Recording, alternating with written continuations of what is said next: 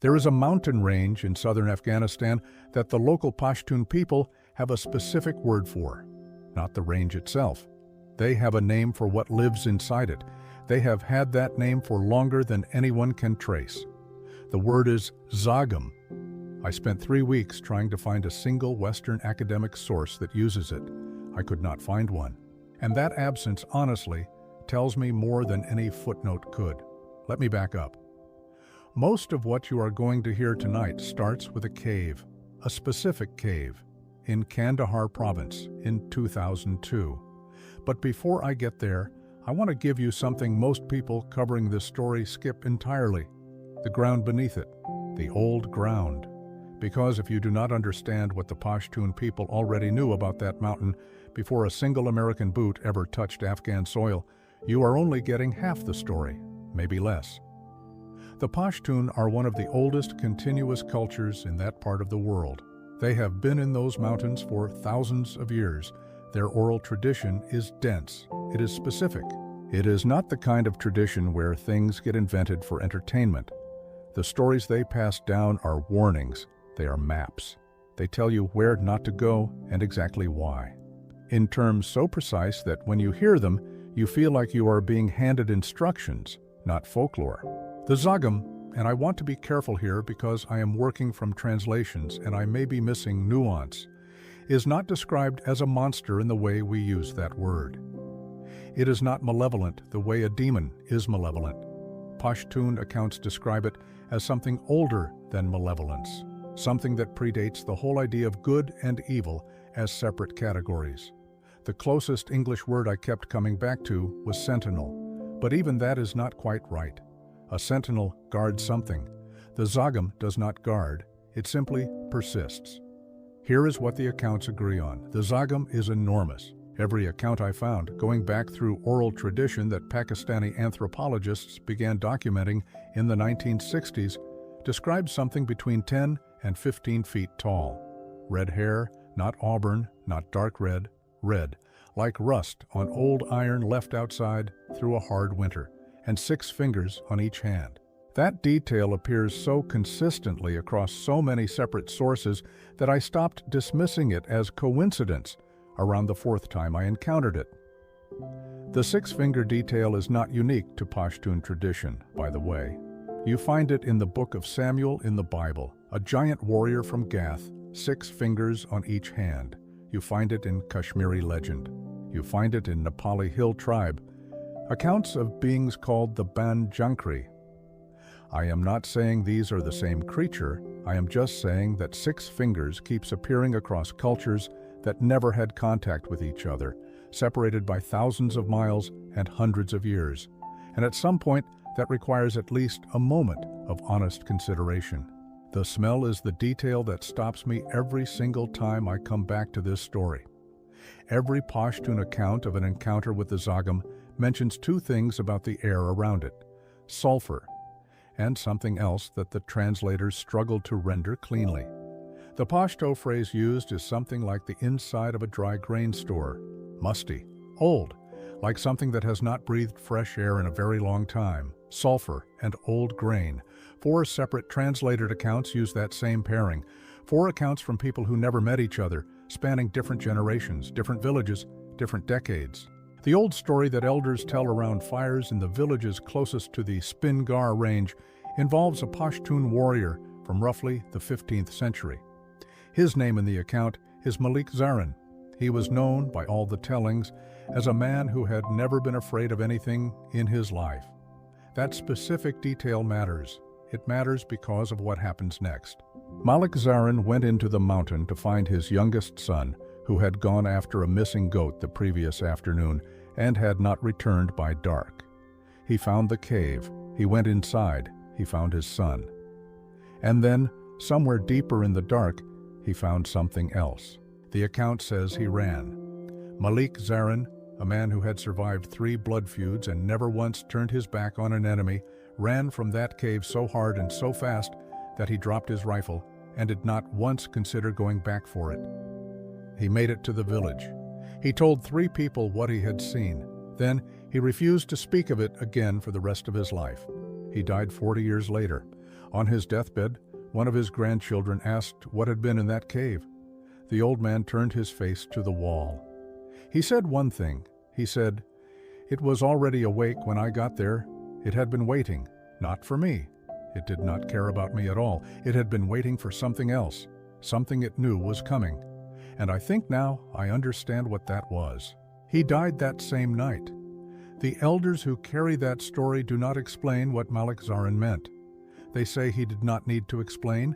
They say the mountains explained it for him in 2002 when the Americans arrived with their rifles and their helicopters and their absolute certainty that they were prepared for whatever that cave could possibly be holding. I want to be honest with you about something. When I started pulling on this thread, I thought the local mythology would just be background, context, color. I did not expect it to feel this precise, this patient, like something that had been waiting a very long time to finally be relevant again. They were not ready for what was in that cave. Nobody ever is, and somewhere in those mountains, I think something has always known that. This is the Frontline, and these are their stories.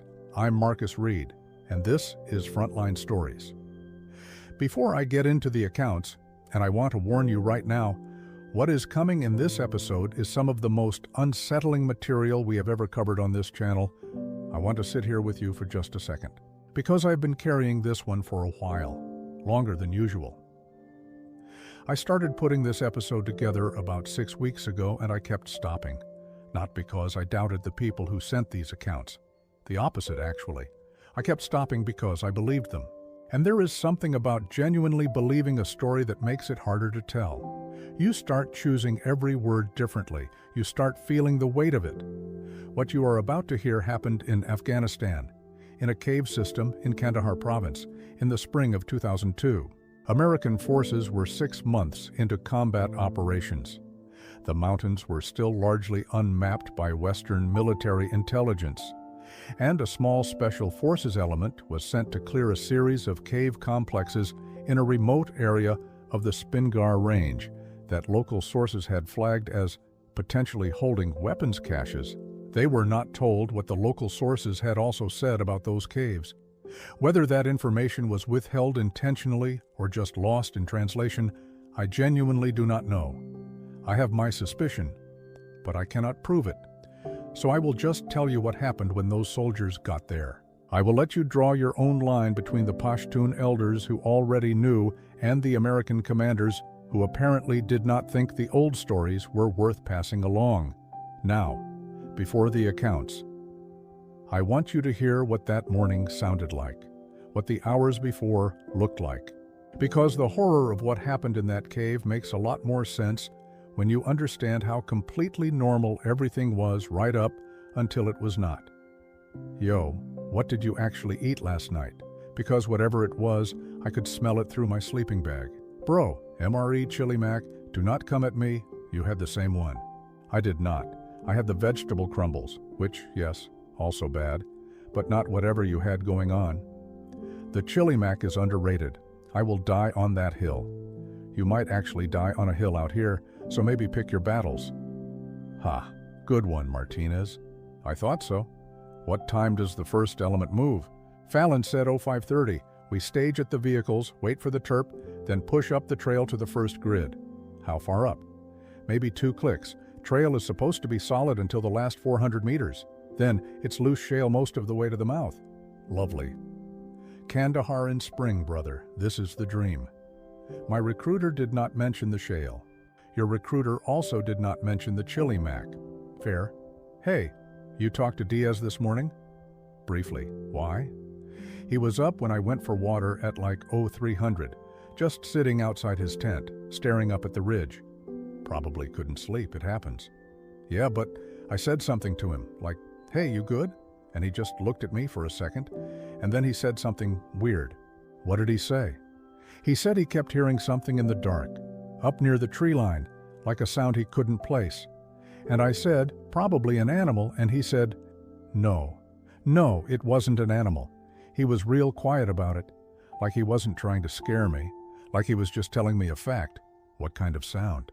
He didn't say exactly. He said it was low, real low, like something breathing very slowly, very large, very far away. And then he said, and this is the part that got me, he said it stopped the second he noticed it, like it knew he was listening. Diaz is solid. He doesn't spook easy. I know, that's why I'm telling you. You think we should say something to Fallon? And say what? Sergeant, Diaz heard something breathe? I don't know, man.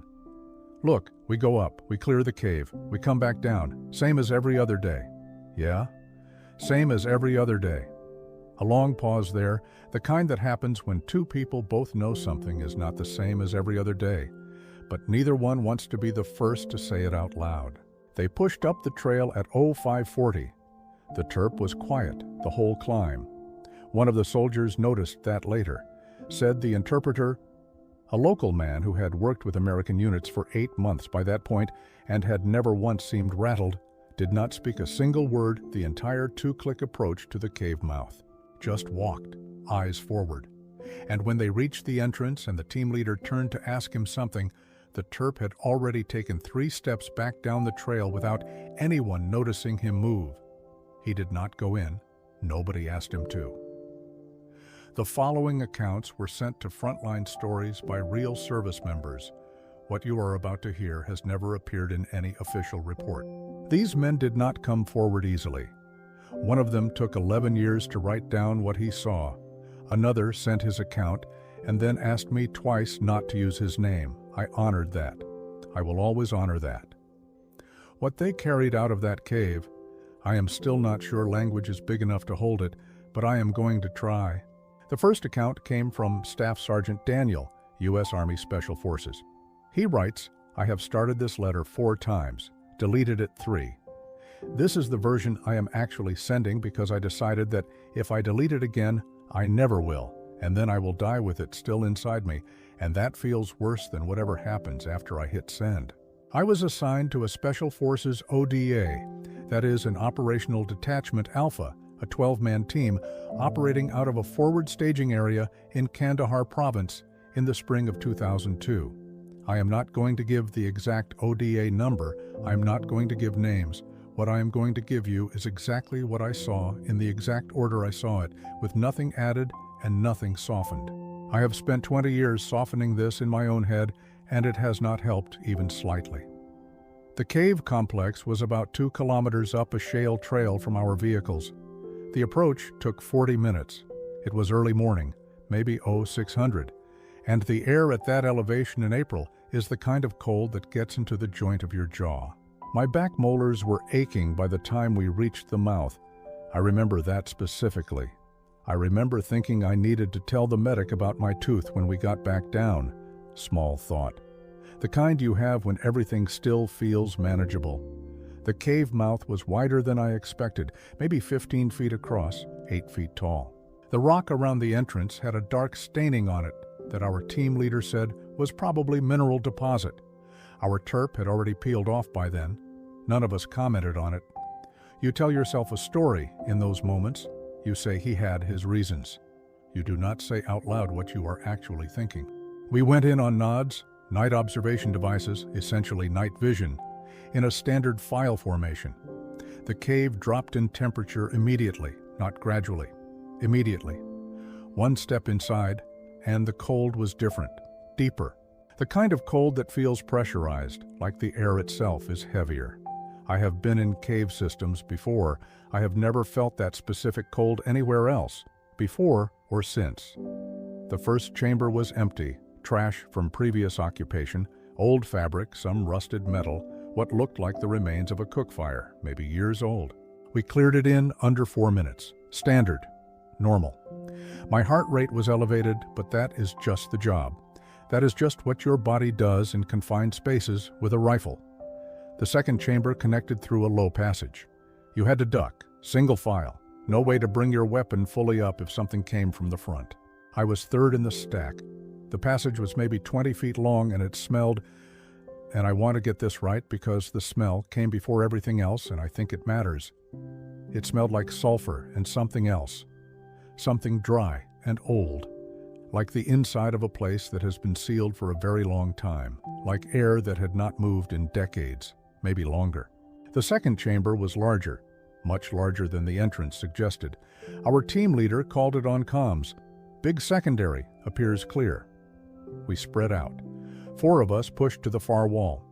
There was another passage on the right side, low like the first, but this one went down, angled into the earth.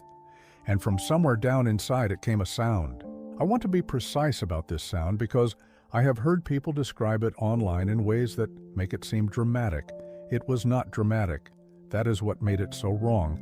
It was quiet. It was a slow, rhythmic, low sound. The closest I can get is, imagine the sound a very large animal makes when it shifts its weight in sleep.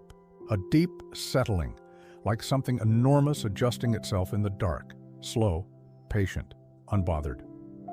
Our team leader held up a fist. We stopped. Complete silence from our element. And the sound continued for about 4 more seconds and then stopped. Just stopped. Clean. Like whatever was making it had become aware of us at exactly that moment. 12 seconds of silence. I counted. Then it came up the passage.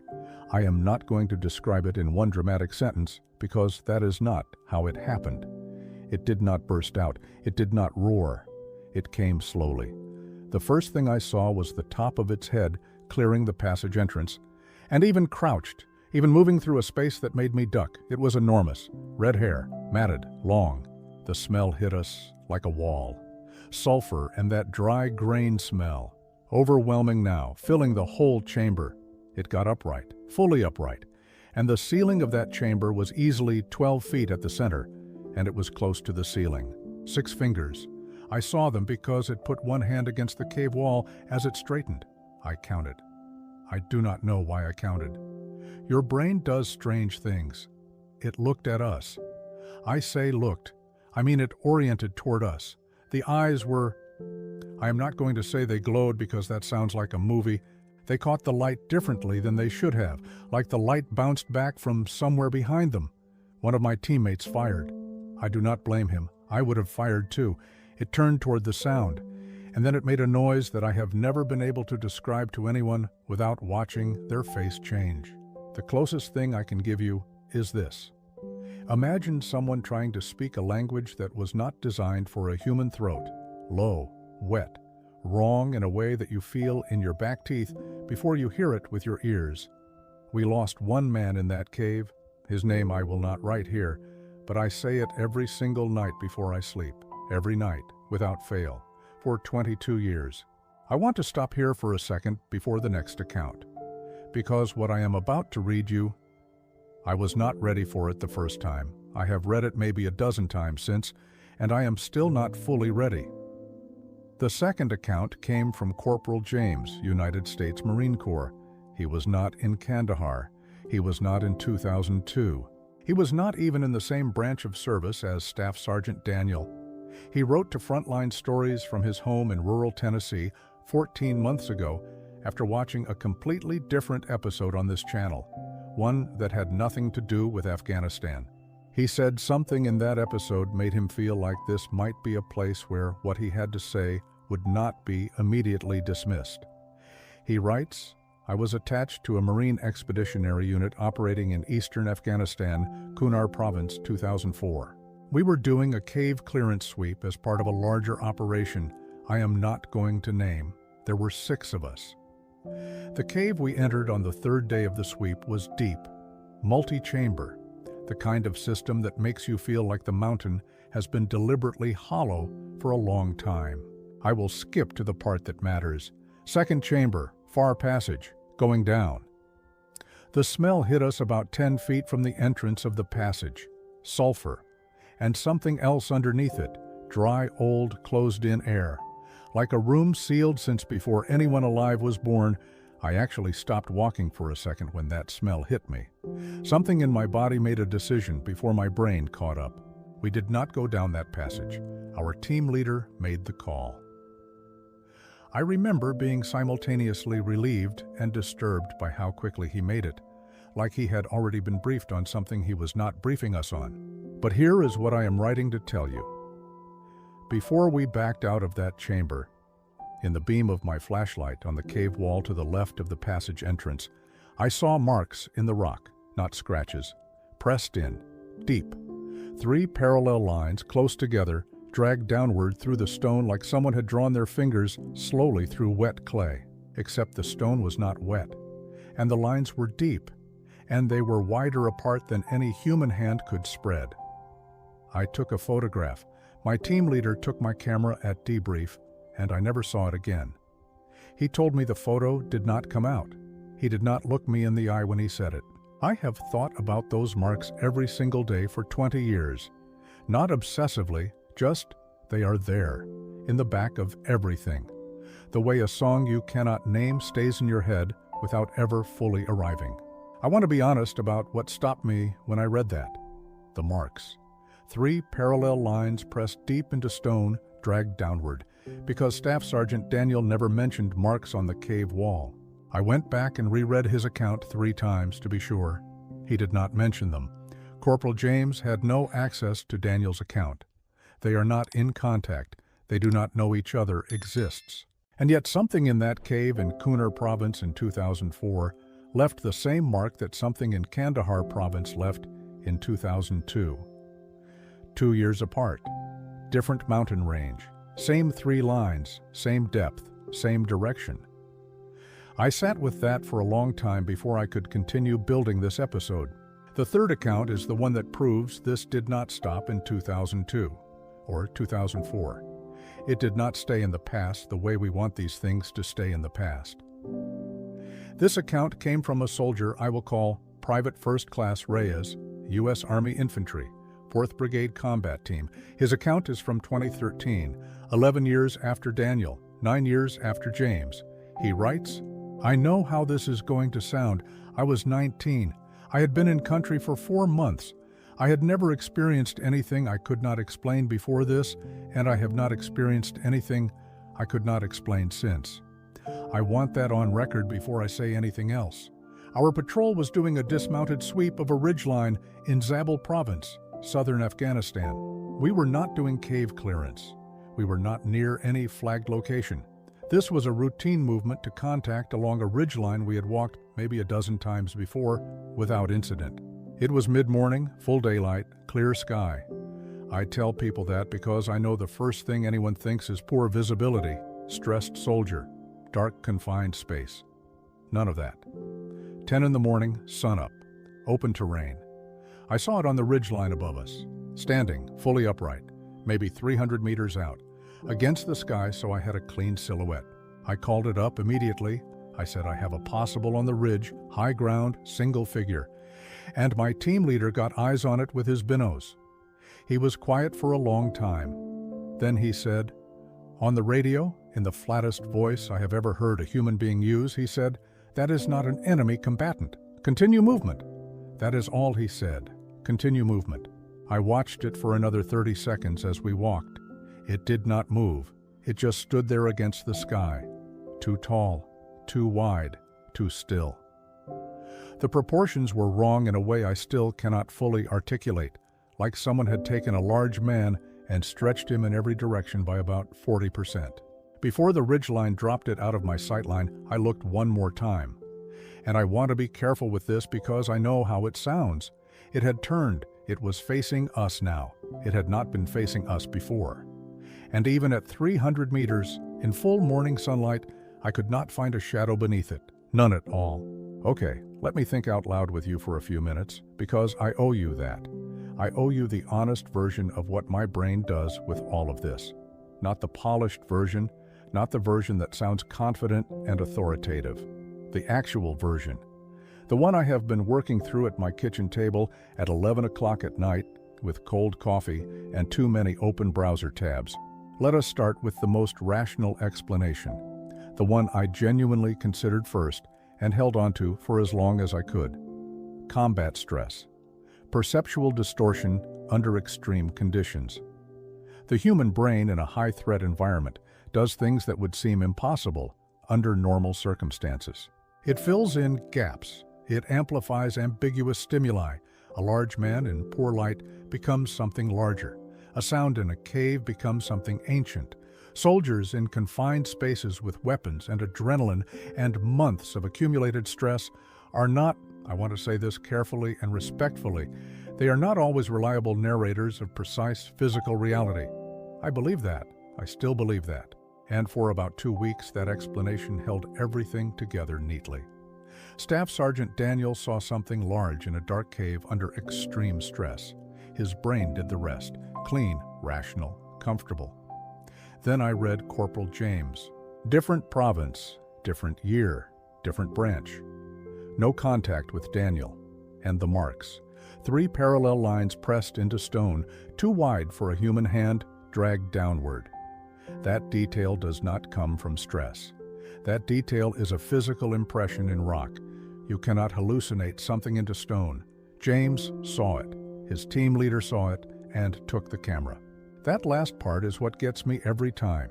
If there was nothing there, if it was just a stressed Marine misreading natural erosion in a cave wall, why does the camera disappear at debrief?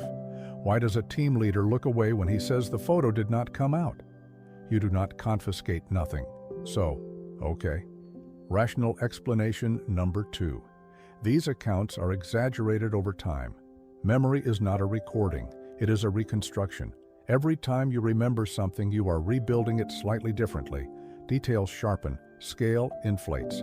The large man in the cave becomes larger with each retelling until eventually he is 12 feet tall with red hair and 6 fingers. This is real. This is documented cognitive science. Elizabeth Loftus has spent decades demonstrating exactly how malleable human memory is under the right conditions. I want to believe that. Part of me does believe it. But Staff Sergeant Daniel wrote his account 11 years after the event and explicitly said he was sending it because he needed it outside of his own head before he died. That is not a man embellishing for an audience. That is a man trying to put down a weight he has been carrying alone for over a decade. And the specific details, the jaw cold, the back molars aching, the counting of the fingers, those hyper-specific small details are actually the opposite of what inflated memory produces. Inflated memory goes broad, it goes dramatic. It does not remember which specific teeth were aching from the cold on the approach trail. Specific small details are the fingerprint of genuine memory. I believe that too. I spoke, off the record, informally, with a cultural anthropologist who has done fieldwork in Pashtun communities in both Afghanistan and Pakistan. I am not going to name her because she did not give me permission to, but I asked her directly about the Zagam, about whether the tradition was real and old, or whether it was something that had been retrofitted or contaminated by outside mythology over centuries. She was quiet for a moment. Then she said something I have been thinking about ever since. She said, "The Pashtun do not invent things for comfort. Their oral tradition is practical. When they say, 'Do not go into a particular mountain,' they mean it the way a doctor means, 'Do not put weight on that leg.' It is a warning built from experience, not imagination." She paused, then she said, "The fact that outsiders keep coming back from those mountains with the same description, that does not surprise the people who already knew. That does not surprise the people who already knew." I have turned that sentence over so many times. Here is the thing I cannot get past. 3 soldiers, 3 different years, Kandahar, Kunar, Zabul. 3 different corners of a country the size of Texas. And the consistent details are not the big dramatic ones, not the height, not the red hair. Anyone making something up goes for the big dramatic details.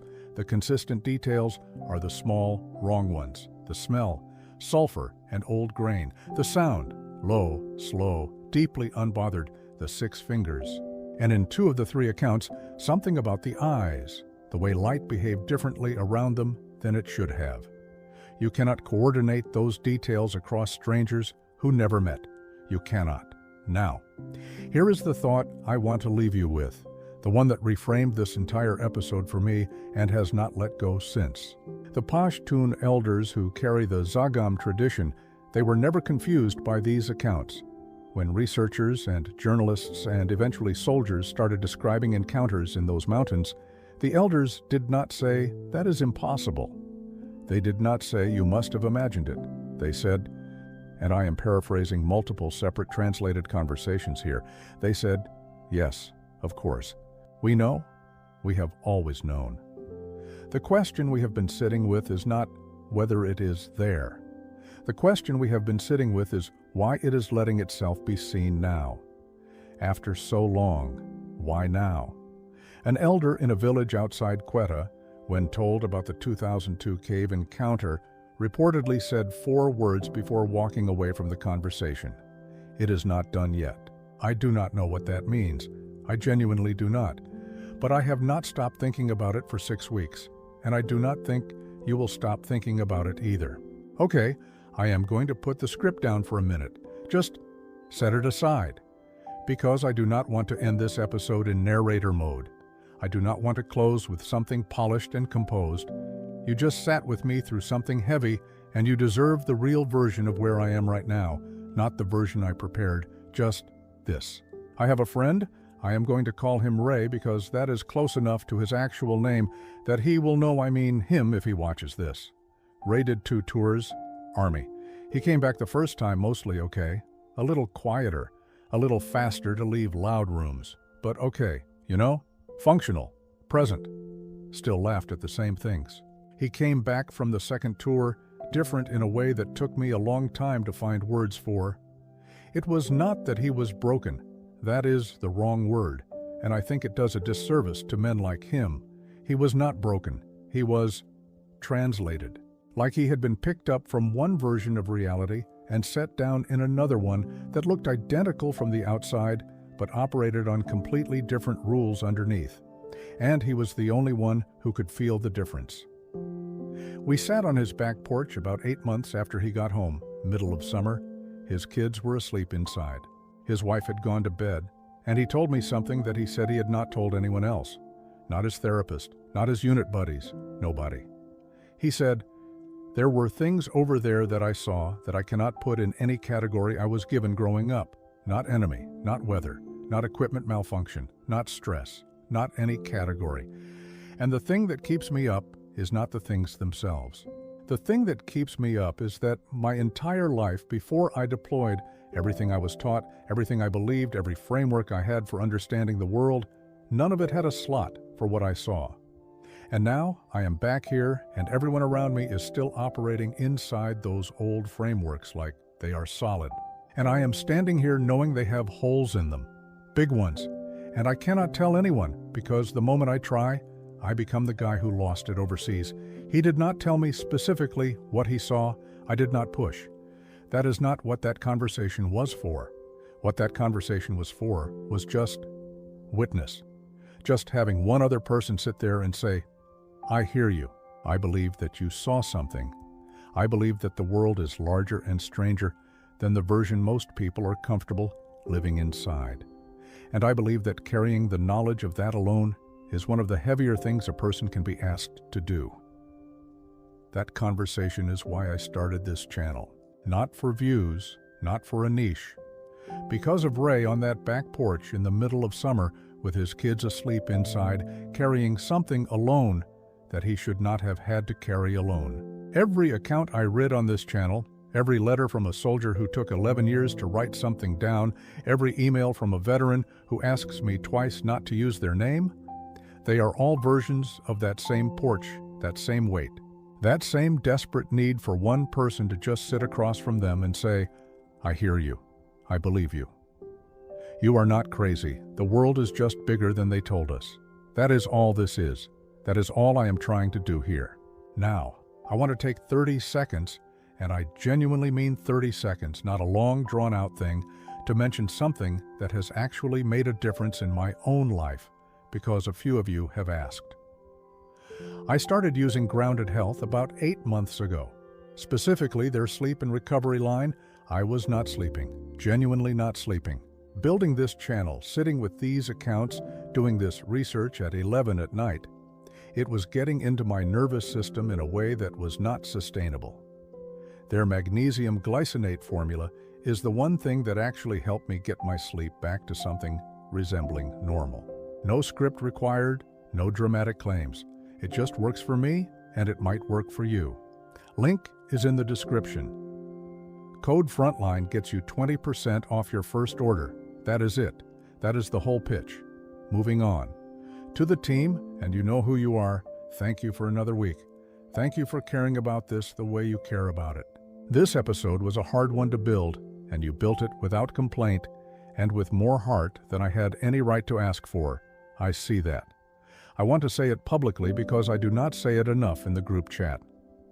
To everyone who sent accounts for this episode, and to the ones I could not fit in, whose letters are still sitting in my inbox, waiting for the right episode, thank you, genuinely. What you trusted me with matters. I do not take it lightly, not for a single second.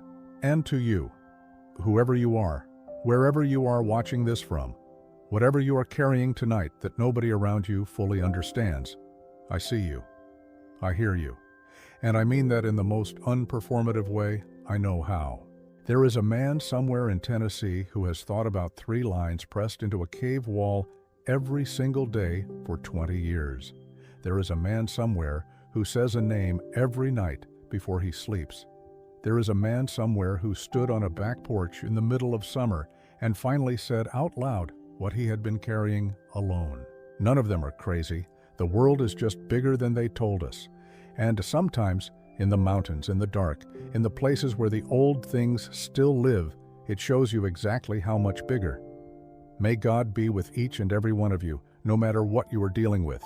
This is the Frontline, and I will see you in the next episode.